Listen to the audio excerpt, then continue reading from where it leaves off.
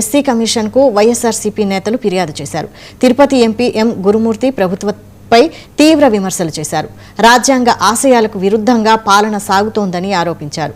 దళితులు, ఎస్సీ, ఎస్టీలకు పోలీస్ స్టేషన్లలోనూ న్యాయం దక్కడం లేదని విమర్శించారు.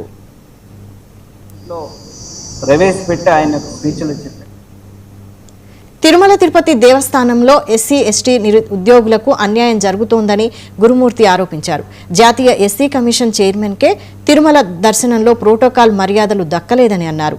టీటీడీలో ఖాళీగా ఉన్న 10,000కు పైగా పోస్టులను వెంటనే భర్తీ చేయాలని డిమాండ్ చేశారు. దళితుల హక్కులు, రాజ్యాంగ రక్షణల కోసం బాధితులకు న్యాయం జరిగే వరకు వైఎస్ఆర్సీపీ పోరాటం కొనసాగిస్తుందని స్పష్టం చేశారు. ఎదురు చూసి ఇప్పటివరకు ఓపికగా ఉండి అన్ని విషయాల్ని మీరు రికార్డ్ చేస్తున్నందుకు చాలా బాధేస్తుంది ఈరోజు. ఎందుకంటే స్వాతంత్రం వచ్చినటువంటి కొత్తల్లో డాక్టర్ బిఆర్ అంబేద్కర్ గారు కాన్స్టిట్యూషన్ని రచించి మొత్తం అన్నీ క్రోడీకరించి పార్లమెంట్లో ప్రవేశపెట్టి ఆయన స్పీచ్లో చెప్పాడు. రాజ్యాంగాన్ని చిత్తశుద్ధితో అమలుపరిచే ఆత్మ ఉన్న ఏ మనిషి అయినా పదవిని చేపడితే ఈ దేశం చాలా బాగుంటుంది, అలాగే రాష్ట్రాలు బాగుంటాయి.